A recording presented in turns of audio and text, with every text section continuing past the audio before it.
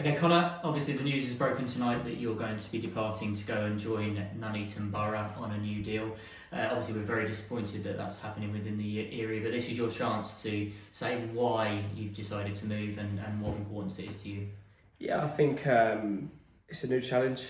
I think obviously stayed in that league as well. I mean, I played in that league and trying to go do well for them. It was really the only club that sort of made me raise my eyebrows that I'd go to, but it excites me. It's a big football club, and yeah, it's a new challenge. It is a shame about leaving here, but yeah, I'm looking forward to it. To be fair. So what have been the major reasons behind, obviously you said new challenge there, but what aspects of those new challenges? Well, it's a massive club. Nuneaton's a massive club, like so is Bedford, but they're going to be right up there in that league. They're going to be first or second. And yeah, you know, the way that they want to play, it does suit me. And obviously, if you win that league, then you're in National League or National North, whichever one they're going to go into. Yeah, they're the reasons really. And you still feel obviously you want to progress your career, you want to go as high Yeah, as possible? play the highest possible. Obviously, getting relegated was a bit of a shame because I felt like we could have, if we had another year in there, maybe could have stabled up as Bedford in that league. But yeah, again, play the highest possible as well. Because it's step 3, step 2 is really where I think my level is at the moment. And if I can prove it there, then maybe I could push on to, like you said, conference and League 2s, but that's years away. Yeah, you mentioned there obviously you've had the impact of Nuneaton coming in for you. How do you feel therefore, was there other clubs that were interested that just couldn't turn you and it was just one step too far? Yeah, there was. They either contacted Bedford or Dad, but Nuneaton was the only one really that I saw that I thought, okay, that could be interesting. Yeah, that was pretty the only one that I thought that would suit me. And I'm quite big on the size of club and the history as well.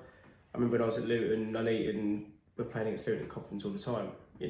Like Bedford were a big club. That's when I left Luton.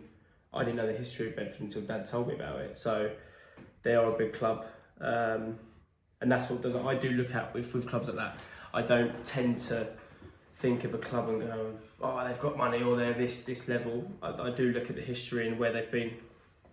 Yeah, and important to obviously say that it's not any individual within the club and that it's not a Birchie situation, for example. It's just the opportunity. Yeah, of course. That's coming. You were under contract for the year, so you were happy to stay. It's just the opportunity that's come up, isn't it? Yeah. I was obviously I had another year left, didn't I? So I was still going to play for Bedford, and I was looking forward to try and get back up with League. But again, when the move come up, you think, yeah, it's right for me to go. Obviously, shame because been here 4 or 5 years.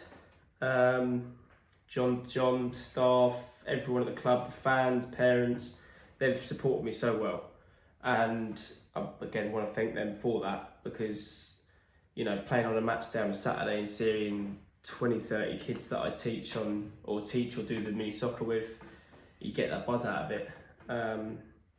Again, made some great friends here. Callum, a few others that they're not just acquaintances; they'll be friends for life as such. But yeah, like I said, I'm still gonna be round the club and do my bits, mini soccer, camps, 1-to-1s, promote the youth, because I feel like it sort of go to waste, wouldn't it, after being here for 4 or 5 years and just out the door. Try and keep them going, keep making these teams through mini soccer, and yeah, because they enjoy it as well as I do. And that was going to be my next point, was that this isn't necessarily a goodbye. You will be continuing on with your commitments to the youth. And, all the youth, you want to see that grow, don't you? Yeah, of course, because there's a few kids that I've taught since maybe 3 or 4 years, and I sort of mentor them as well a little bit with the 1-to-1s. I want to keep that going because I've made even during the summer I made 6 or 7 teams to put in the younger lot, and every Saturday and every time I speak to them, they go, oh, their team's getting better, or this lad's developing. So I get my buzz out of that, and obviously the parents as well. They like to come watch me on a Saturday or me for Bedford. So possibly integrating someone else from Bedford into maybe mini soccer and my camps and everything that I do here to try and pass that through as well. I think that's possibly an idea for the future. You've certainly come through from the 17-year-old, 18-year-old that left Luton in 2019 and, you know, scored 43 goals in over 140 appearances for the club. There's been some very memorable times, obviously, and some lots of memorable times, but how important has that development in that early 20s for you and late teens at the club been to you? Well, I think Bedford were brilliant for me, but the reason is because I left Luton and was a little bit stuck on what to do, possibly. Of maybe do I go to the under-23s, men's football? It was a tough one, and they sort of they sort of helped me. They were, we're going to give you a good non-league contract. You can help do a bit of coaching here and there. So they really started this off for me, being here when I was a young kid. So I've loved pretty much my whole time here. Really, there hasn't been many bad moments. All the gaffers that have been here, I've got along with. And all the staff I've got along with, and I'm quite liked by the fans, and you know, like I say, me, Dad, Cal, we go in there, and other players, and we can talk to them. Well, that's why, you know, you've got to be social with these fans and the staff. That's where you build a relationship with them. But yeah, they've been Bedford as a whole have been great for me since I left Luton. And you mentioned there the fans. Obviously, what's your message to those that will be disappointed you go in, but obviously do have an exciting year to look forward to under Birchie, don't they, with the squad that's been assembled? Yeah, they will. And I do think Birch, with the squad he's got, they will do well this year. And for the fans, I didn't really know how it would go when like you're going into non-league team. Is that how, you know, you got your own chance, and if they like you, if they don't, and pretty much they've really liked me, and I've enjoyed speaking to them and building relationships with some of them, you know, and actually you're seeing all these fans each week coming to support you, and you do build relationships. So massive thank you to all of them that have supported me over the last 4 years.